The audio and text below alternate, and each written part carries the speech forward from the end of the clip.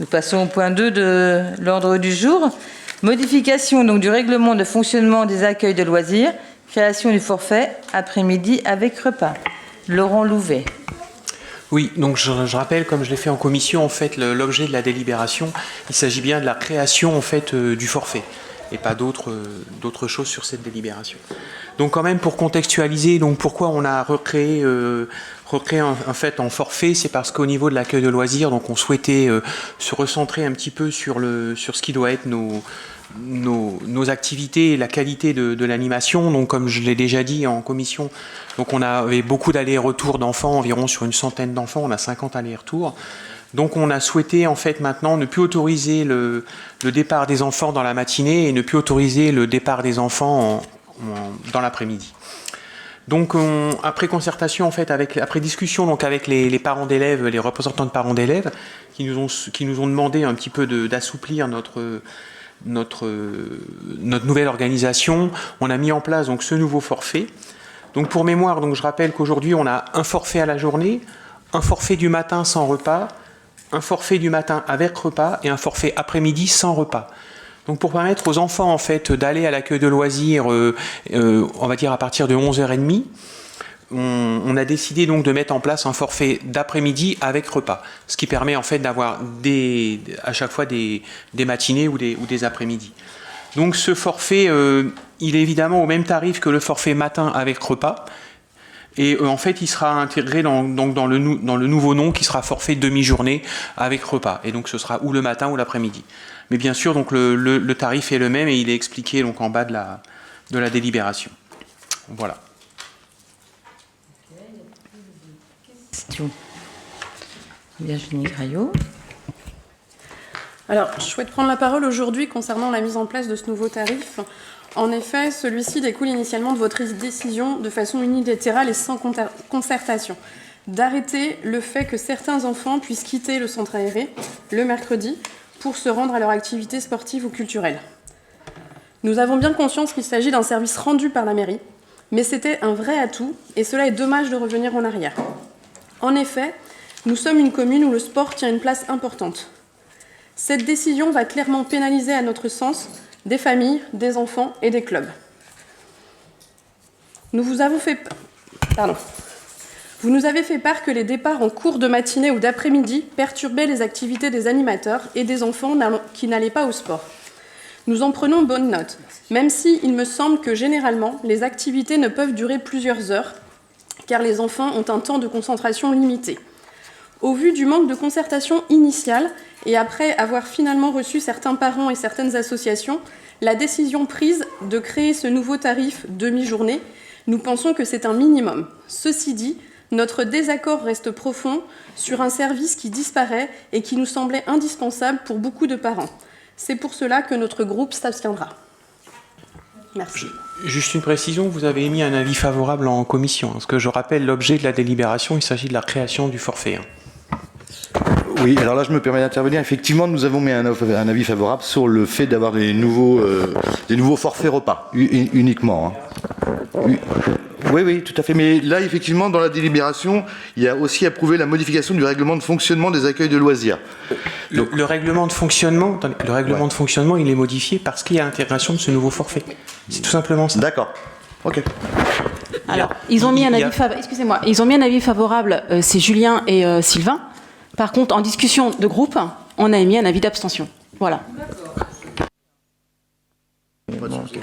On va le passer au vote. Il n'y a pas d'autres questions, il n'y a pas de souci. Excusez-moi. Pardon, je souhaiterais intervenir également, s'il vous plaît.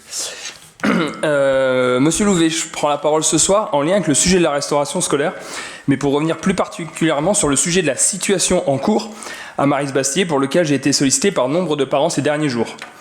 En effet, pour redonner un petit peu de contexte à cette prise de parole, je le fais au nom de plusieurs familles bosséennes qui se sont fortement étonnées, voire plus, quant à la gestion maladroite de la restauration scolaire de cette fin d'année.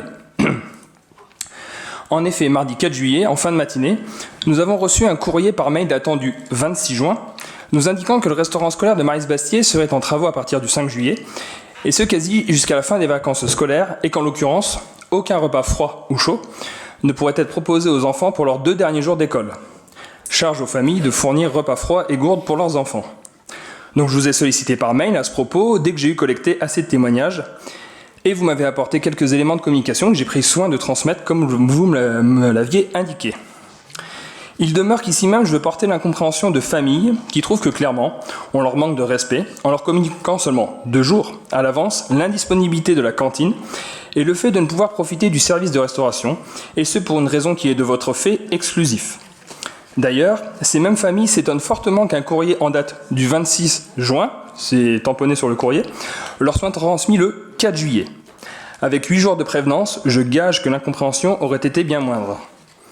Lorsque des mouvements sociaux légitimes ont eu lieu cette année, la mairie avait eu, à ce moment-là, des délais de prévenance plus importants qu'ici. D'où provient ce dysfonctionnement de communication ? Je ne saurais vous apprendre qu'une vie de famille s'organise avec un peu de prévenance. Dans le cas présent, vous mettez toutes les familles devant le fait accompli, et ce, au dernier moment. Par ailleurs, plusieurs familles se questionnent sur la pertinence de faire commencer des travaux 3 jours avant la fin de l'école et ainsi compliquer encore un peu plus l'organisation de la vie de famille. Avec une concertation plus importante avec les professionnels engagés dans ces travaux, n'aurait-il pas été possible de décaler le début des travaux de 3 petits jours ?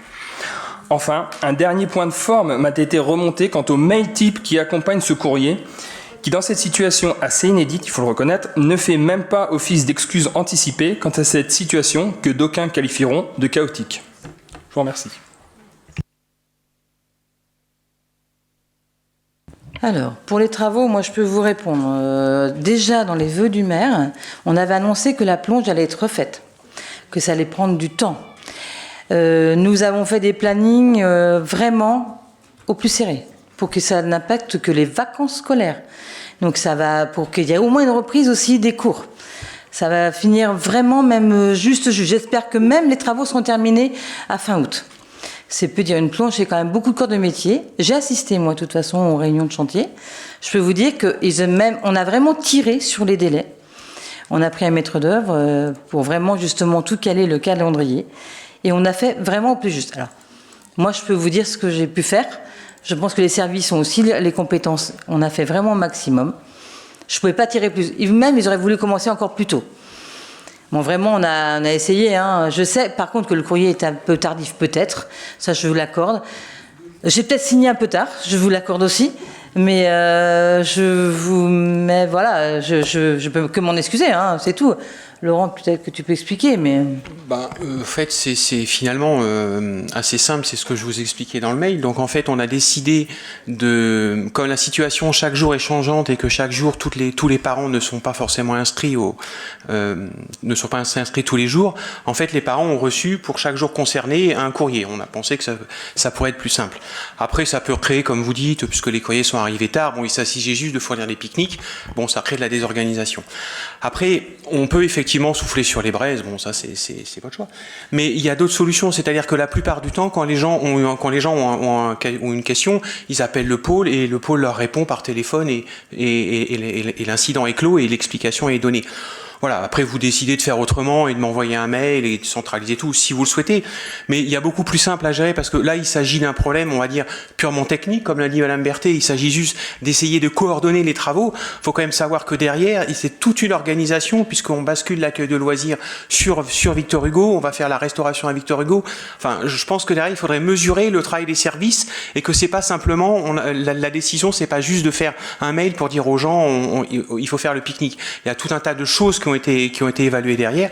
Bon, voilà, c'est tout ce que je peux dire. Après, effectivement, on a prévenu les gens que quelques jours avant d'amener un pique-nique. Voilà.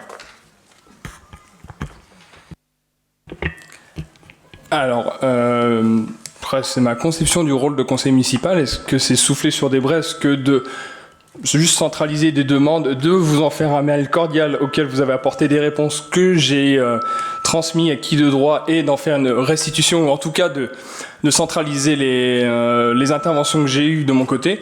Après, moi, c'est ma conception du rôle de conseiller municipal.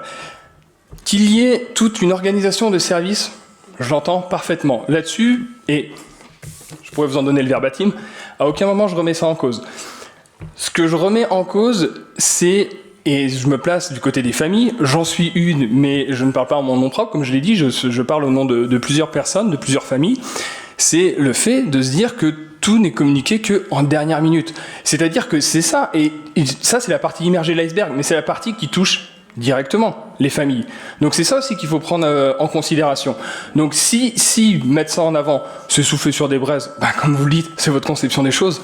Chacun a sa conception des choses. Voilà, moi je ne suis que là pour relayer des retours qui m'ont été faits. Je l'ai fait dans le cadre du conseil municipal et voilà, il y a pas de polémique, il y a juste, excusez-moi, mais c'est notre rôle à un moment donné d'avoir des retours, des paroles et de les retransmettre ici. On a bien entendu, vous inquiétez pas. C'est bien entendu. Vous l'avez fait la pédagogie, c'est l'art de la répétition par activité. Vous l'avez fait en m'adressant un courrier, vous avez bien fait. Je vous ai répondu à ce mail assez rapidement en vous donnant tous les éléments. Voilà, voilà. Donc je pense que la réponse a été faite. On va passer au vote, alors, dans ces cas-là. Qui s'abstient?